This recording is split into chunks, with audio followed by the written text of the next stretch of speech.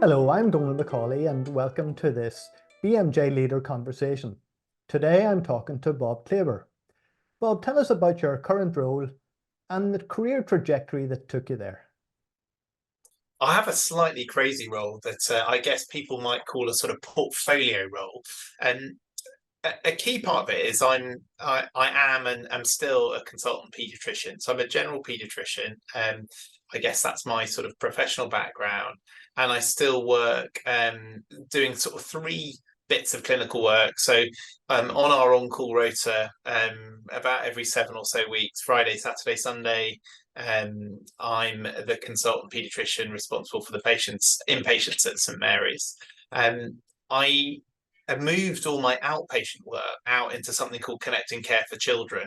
This is about, rather than sitting in outpatients waiting for the next patient to turn up, about working with primary care networks, and I guess increasingly in modern language, integrated neighbourhood teams to think about the population of children they serve. So that's about getting out on a bicycle, out into Hammersmith and Fulham, out into the north of Kensington, Westminster, to go and do that work with primary care teams. Totally wonderful. Anyone who ever experiences would never set foot in outpatients ever again. Patients too. Maybe something we'll come to. And then there's a really interesting bit of work that a few of us consultants at St Mary's do around following up children and young people who were caught up in the tragedy that was the Grenfell fire. So some long-term work. But I reckon that's probably about 15% of what I do. The rest of it is a full-time executive role at Imperial College Healthcare. So one of the bigger trusts in the country. And I have this wonderful role that is strategy, research, innovation, improvement.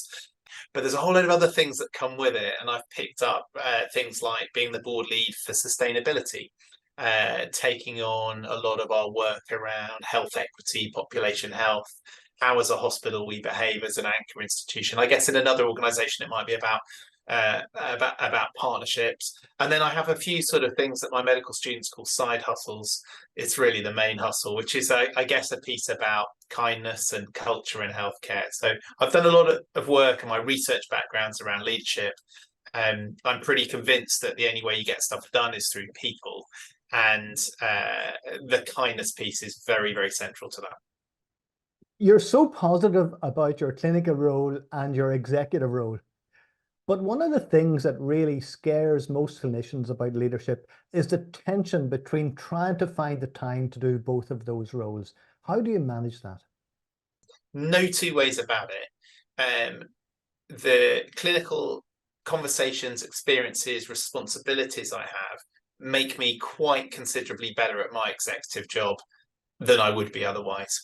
And yes, I can always lean back on them historically, but as every week and month and year goes by without doing that clinical work, I think it's very hard, no matter how good-willed you are, to keep really connected with what's going on. Saturday night ward round, on the children's ward at St Mary's, I'm properly exposed to, what are some of the issues that are going on out of hours, and the wonderful things as well. So I think that gives me a real energy around it. And the complementarity between it, there's an awful lot actually where the skills are very similar. I mean, look, any job like this is about people. It's about how you listen. It's about how you communicate. That applies to a conversation with a family. That applies to trying to work my way through something, that might be strategic, or working with government, or I've just come off a call with the local council and the public health team. So those skills are very generic and very usable across things. And I've got better at protecting that clinical time. So I think maybe 5, 6, 7 years ago, I'd be trying to squeeze in a lot. So when I was on the wards, I'd still be thinking, well, I'll quickly try and squeeze in this meeting at 1 o'clock to keep some of that other. And I've definitely got better at maybe with a bit of seniority and a sense of, you know what, I need to do one job at one moment. So I think the idea that you can multitask, you can have a lot of things on, but in any one moment, you can only do something properly. So if I'm having a conversation with a family, I can't be sitting worrying about, whether we're going to get the latest research grant on it. You've got to be able to separate those things out. So I think that's key. I do work hard. I put a lot into it. There's no two ways about it, but the richness around it. And the final thing I'd say that I think is really important, and I say to myself, is I get worried. So on a Thursday night before that Friday, Saturday, Sunday, or as I'm cycling out to a clinic, I get anxious about it. I worry about what's going to happen. I worry about am I as up to date as I could or should be on things. I think I'm quite lucky. I'm in a specialty that actually doesn't change that fast on that front. And I think that worry is a good thing. It's not a worry that paralyzes me and stops me from doing stuff, but it keeps my feet on the ground. It keeps a sense of humility and curiosity and a desire to keep learning. And I say to myself that if ever that worry was to go, then I need to stop doing the clinical bit on it. But for the minute, I've got bucket loads of energy for it, and it feels really important. So I have this image of you whizzing around on your bike from clinic to executive roles, really fast pace.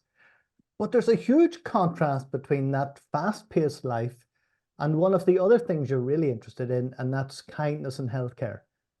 Talk to me about kindness in healthcare. If you'd met me 20 years ago, 25 years ago, I hope that we would have still had a conversation around kindness. We might not have named it, but I think it would have bubbled up. It was definitely something that was important to me. I've always been very optimistic and positive, and I think that would have bubbled through. But about 5 years ago, I was sitting listening to the wonderful Don Berwick and Maureen Bigziano up in Glasgow, and I can tell I could take you there now. It was in March 2019, and I was sat in this great big conference hall at the SEC listening to this brilliant talk, and it was a sort of tour de force of all the things that were going on in healthcare. And I remember sitting there listening, and they put up this one slide on kindness. And there was some work that a guy called Len Berry's done. It's amazing work. And I sat there thinking, I've got this wrong. I've been framing this as I know this is a bit soft and fluffy, but it's really important. And I'd been definitely proactive and brought it into teaching and leadership work, but always framed with an apology. I know this is soft and fluffy. And I just thought, what an idiot. This is the most important thing. It's the starting point. You can't have a conversation about money or about inclusion or about safety unless you get this stuff right. So I was sitting next to James Mountford at the time. I said to him, what about this? He was like, well, yeah, you're onto something here. And we started to talk more and found more and more people started to crowd in on the conversation. And really, that's where it's gone. And it's got totally out of hand. We now have about 1,500 people from 35 countries in a conversation about this, and a conversation that's all about action, that's about testing, that's about doing things. And it's become really the biggest thing and the most important thing. And I really do it's made me think hard about it. It's made me think, how do I become a better role model for it? How am I an enabler for conversations in and around this? How am I using it to change culture in my teams, in our organization, in the healthcare system I work in the NHS as a whole, and actually more widely globally? So the ambition on it is big. The concepts you tend to talk about, and forgive me if I'm wrong, about healthcare and kindness are external kindness to patients. What strikes me very much is we're not very kind to ourselves as doctors, to our colleagues, or even to ourselves as individuals. Talk to me about kindness in the culture of our teams. Most of the literature and most of the work and the conversation, certainly post-pandemic, has actually focused in on staff and on teams. I'm angry about how it took a once in a century global pandemic for healthcare leaders across the world to realize that looking after your staff is key to looking after patients. I mean, look, this is a conversation about leadership. That's catastrophic leadership failure. So all of us who were in leadership roles pre-pandemic, what were we doing? We were absolutely asleep, totally asleep to the idea that looking after your staff is critical. I mean, I think we have to look back on that and think, why did we miss that one? There's plenty of signal around that it was an issue. And we have started to wake up to it all. And right at the heart of that, as you say, is this focus around self. And I think, any good leadership textbook, when I think back to the research work I did, and the framing of thinking that starting with self, I think about, self-awareness and insight around that and how we look after ourselves. And I agree with you that I think the culture, particularly among doctors, but actually other healthcare workers, has not really been very good on that. The bit about teams is so compelling. So one of the great joys of this work is we've been doing more and more with the wonderful Amy Edmondson, working across at Harvard Business School. She's really been the leading academic light looking at the concept of psychological safety and in the context of the workplace, but broader than healthcare, but she's very interested in healthcare too. And this idea that if your team, if your ward, if your clinic, if your organization is not psychologically safe, then performances goes down, outcomes go down. So there's a brilliant piece of work called Project Aristotle that Google, for very commercial reasons, wanted to, quite simply, the question they wanted to know was what makes a high performing team? And they did a whole load of ethnography, they did a whole load of qualitative research, spent a couple of years doing it, and found, surprise, surprise, that absolutely top of the list for a high performing team in a very commercial organization is, do people feel psychologically safe? And I'm yet to find a better tool to create psychological safety than the deliberate, intentional acts of kindness. Now, I know in addition to your interest in the culture and kindness in teams at the moment, you're interested in medical students and educating the next generation of doctors. There was something I read that suggested you thought medical students might have lost their mission and purpose a little bit. Yeah. Tell me about that. Well, I worry about this. I guess there's two angles where I worry about it. So one is that our institutions, our medical schools, our nursing schools, our postgraduate training programs across the globe, this is not just an NHS thing. They're a bit like oil tankers. Anyone listening who's involved in one of those things, whether you're right up at the top of it as the dean or you're working hard within it, they are hard to move. They're slow moving beasts. And the world is moving too fast for that. So I think we're getting really, really behind the curve. And I worry that our medical schools are generally very good at producing students who are very good at passing their exams. And I worry that there's a growing dissonance between actually, are they really teaching people the things that they're going to be coming up against when they're working in healthcare teams? Now, look, there's lots of wonderful things going on. So it's not a sort of broadside of criticism, but I worry that the pace of change of what's really going on, the medical schools and nursing schools are not keeping up with at all on that.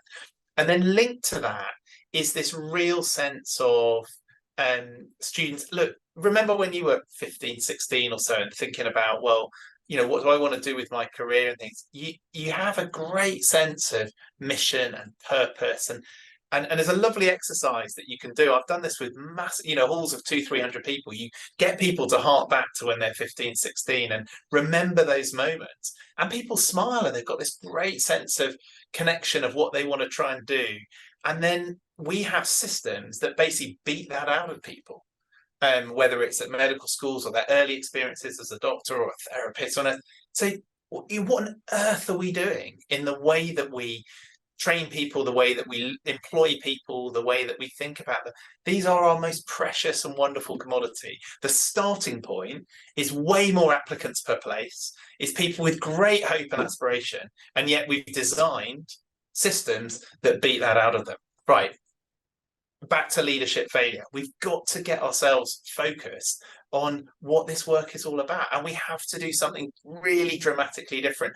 And it's no good, old people with grey hair like me sitting there going, oh, well, in my day I had to. That's just, absolutely, what can I learn from in my day? But it isn't my day now. This is 2024. We've got to get real to what the issues and the problems are. And there is a real difficulty there. So, one of the things is we have to get young people really involved in shaping the future. That requires people like me in senior leadership positions to cede some power, to go and listen, to go and engage, to co-produce things. And largely, we don't have the skills for that. We don't really have the courage, the leadership courage to think like that. And that's the stuff we've got to change. So your one message to the medical student of the future? Well, stay hopeful is definitely my message. There's so much to be hopeful. People, it's a great question. People say, oh, oh well, I've got teenagers at home, and one, maybe two of them are very much heading towards medicine. People say, well, aren't you trying to put them off? Well, I'm not trying to put them on or put them off. But listen, healthcare is a massive privilege to work in. It's not going away. It's right at the core of what humanity, in my view, and society is really about. Being a doctor is an extraordinary privilege. It's a great pressure and stress as well, but it's a wonderful choice to make. The bit that upsets me, and I'm going to spend the rest of my career doing absolutely everything I can to do, is to make sure the conditions and the environment are more likely for people to come and thrive, to not get burnt out, to not get fed up, to not think I've got to go and move to the other side of the world. We jolly well need wonderful people leading and driving great care. And we've got wonderful substrate comes in, our young people, determined to come and do that. We have to look very hard at ourselves about the brutalization of the systems that we run, and that's about leadership. And I recognize people like me have definitely got influence around it. So if you're listening and thinking, well, I could do more, yeah, we could all do more, and let's do more together around this. We absolutely can and must change the culture around the way our healthcare systems are delivered, the way we train people. It's absolutely essential to the future. I'm really struck by your enthusiasm and commitment and the energy required to develop that type of leadership and to encourage people. There's a risk to that. There's a flip side to that, and that is when you commit so much of your time, there's a risk of burnout. So as a leader, and your message to other aspiring leaders, how do you look after yourself? Yeah, I think the single biggest thing is for people to recognize they're not on their own around this. I'm struck by that actually, and I think about it clinically. I have conversations. The best example with a young person is when they come with issues around enuresis or bedwetting. And you see this extraordinary look of what? I thought I was the only one. Because, funnily enough, this is not talked about in the school gate or and that side of things. And I think one of the things that I spot leaders, particularly when things are feeling hard and struggling, is they get more and more isolated. And I think I definitely get great energy, learning, compassion, support, and hopefully give some of it too from the networks of people around me. And I think it's this really critical idea that we mustn't get ourselves isolated. We've got to connect. So spending time building trust, building relationships, listening to each other, that is incredibly valuable time. Getting on with a whole load of processes and actions that have no meaningful link into things that matter, that is a waste of time. And we need to stop doing that. So look, processes and systems are good, but we're drowning in them. There's a wonderful bit you were asking me when we started about my wallpaper. This bit here, this is Julia Unwin's work about the rational and the relational. Really important stuff. Her thesis is that we've focused on this rational response to everything. Lots and lots of systems and processes. We've forgotten about and lost the relational side. We need to have both. We need to have good systems and processes and governance. But if you don't have a relational side to it as well, you get this dry, arid, detached healthcare system. Health is about people. It's about trust. It's about relationships. Let's get our focus back on that. What a beautiful note to end on the relationships, on the trust and the importance of people. Bob, it's been an absolute pleasure talking to you. Thank you very much for sharing your enthusiasm and commitment and those wonderful leadership attributes. Thank you very much indeed. Great. Thanks for having me. It's great fun.